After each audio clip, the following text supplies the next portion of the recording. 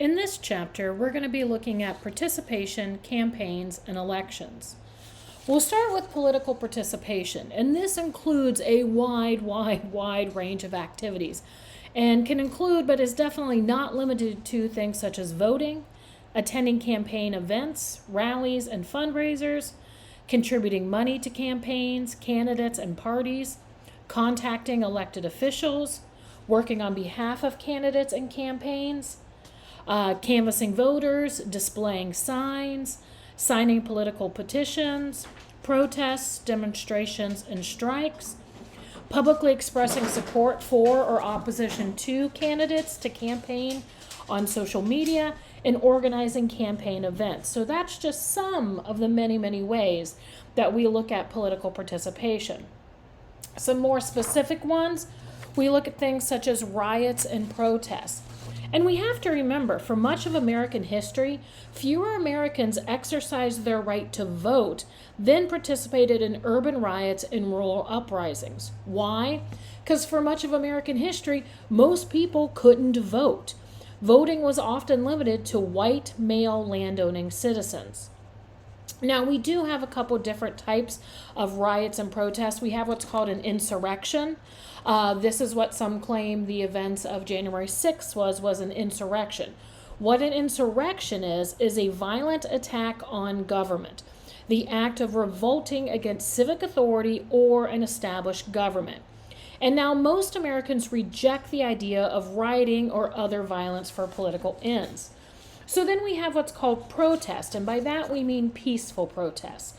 This is participation that involves assembling crowds to confront a government or other official organizations. And this is a right that is protected by the First Amendment.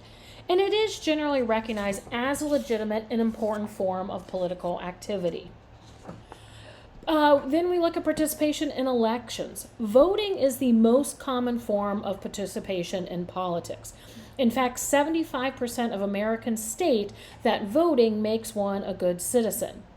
And again, the right to vote is also called suffrage.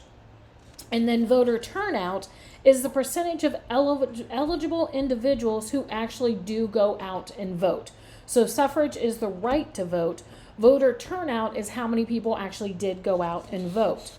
Before the 1960s and the Civil Rights Movement, voting rights were often varied greatly from state to state. We also now in the times have online political participation. One's social networks now plays a much stronger role in political participation than do individual factors such as income and education. Posting about voting, showing that you went out and voted, can also encourage others to go vote.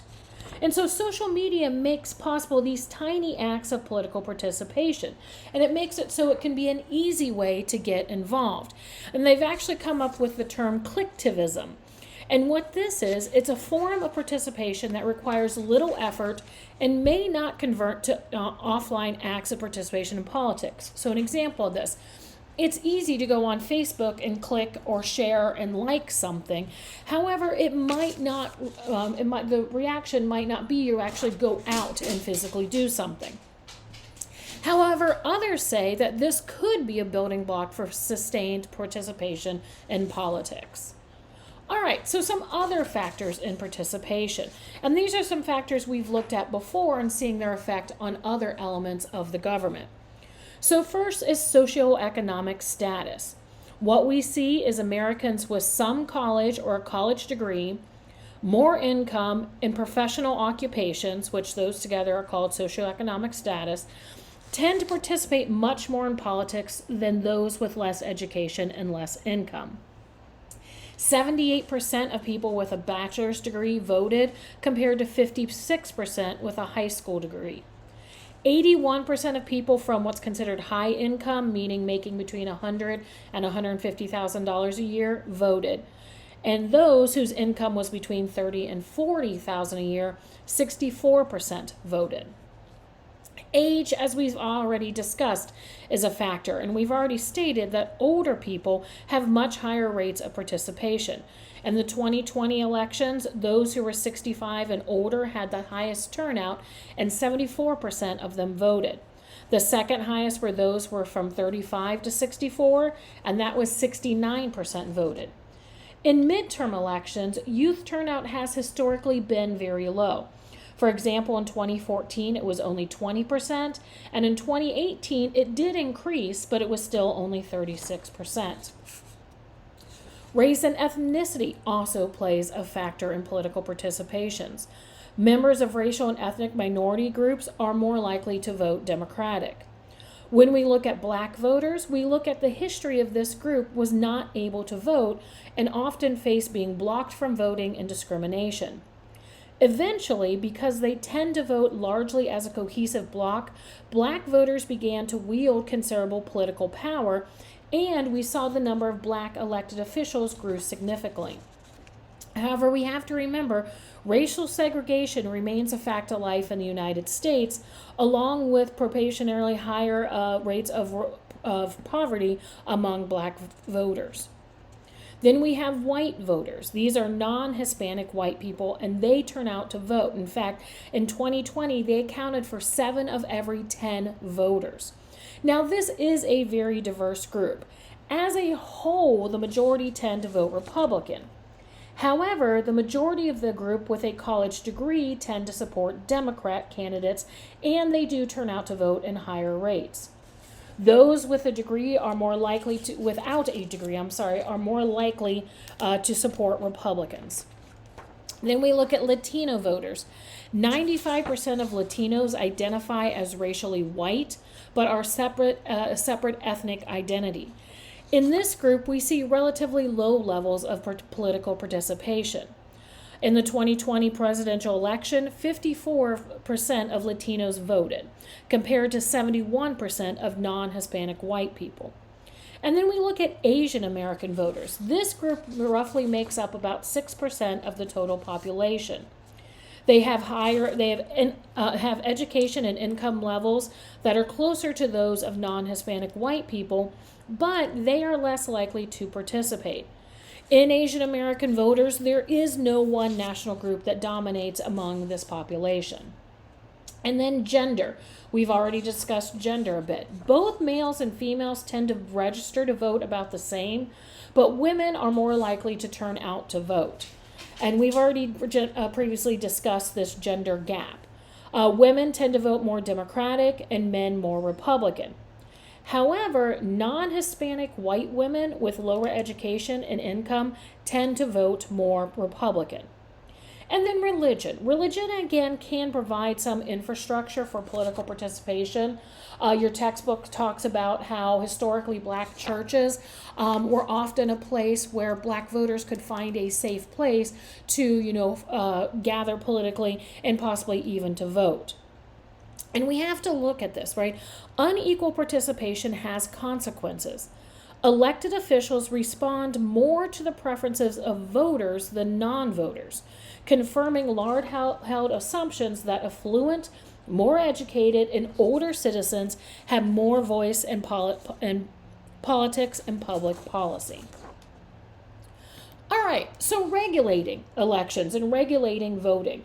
The responsibility for running elections is decentralized, meaning it rests largely with the state and local governments. State law may influence who may vote, how they vote, and where they vote. We have what's called midterm elections. These are congressional elections that do not coincide with presidential elections. Often these have a lower voter turnout. You can see this in figure 9.2 in your textbook. We then have primary elections. These are elections held to select a party's candidate for the general election. The United States is one of the few nations to hold primary elections. In primaries, we have 2 different kinds. We have what's called a closed primary. This is where voters select candidates, but only of the party to which they are enrolled. And then we have open primaries. And this is where all registered voters choose which party's primary they will participate in. And then we have the general election. These are regularly scheduled elections involving most districts in the nation or state in which voters select office holders. In the United States, national and most state and local elections are held on the first Tuesday after the first Monday in November in even-numbered years. All right, and then that brings us to registration requirements. One of the most common reasons people in the United States give for not voting is that they are not registered. Young people and those with lower incomes and education are less likely to be registered. Individuals who are eligible to vote must take the initiative to go register. However, some states are trying to change that with what's called automatic voter registration. And what this does is as soon as you meet the criteria to be an eligible voter, you are automatically registered to vote. You don't have to go out and do it on your own. As of 2022, 22 states in the District of Columbia have automatic voter registration. Also, what we're seeing in some states is what's called same-day registration. This allows individuals to register and to vote on the same day. And 21 states have enacted this. Now, turnout is higher than the national average in these states, and younger and less educated voters are more likely to participate. In 2021, 34 states allowed either no excuse absentee voting or all mail-in voting. We're also seeing states allowing what's called early voting.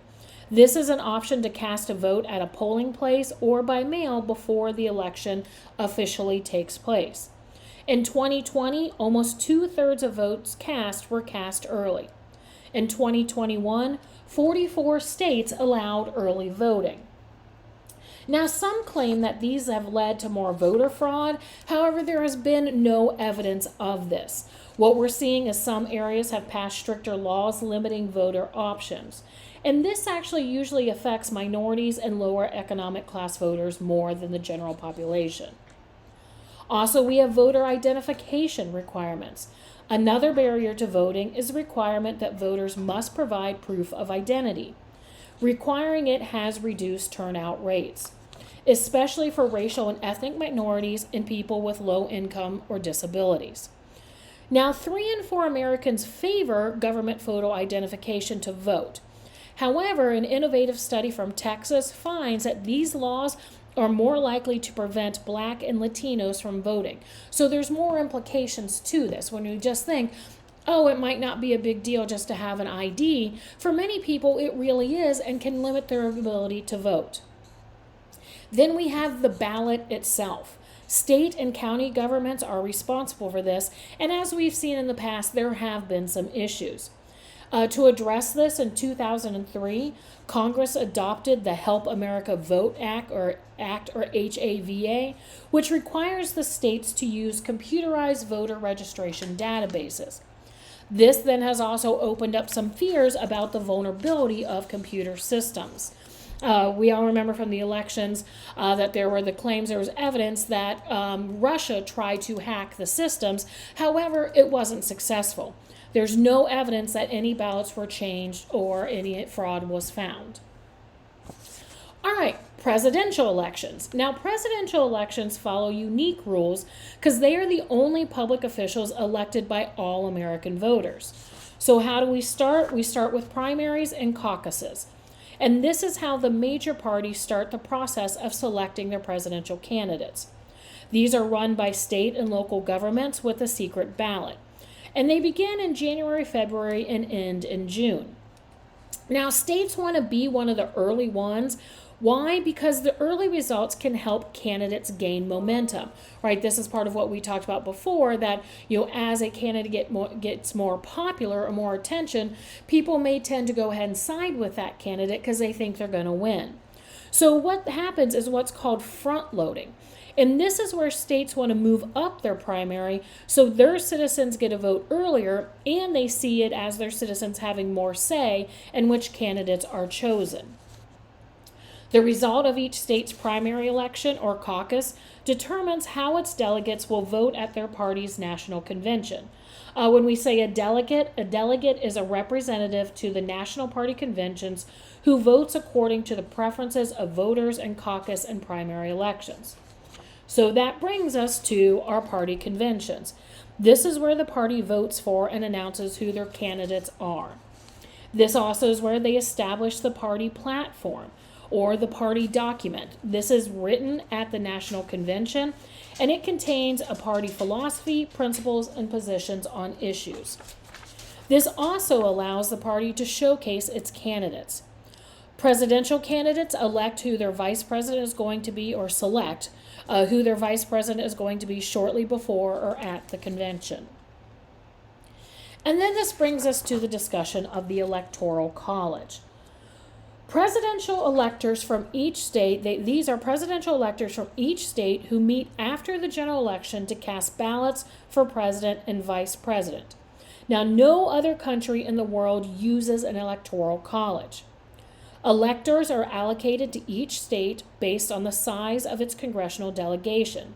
There are currently 538 electors in total, so a candidate needs 270 to win the election.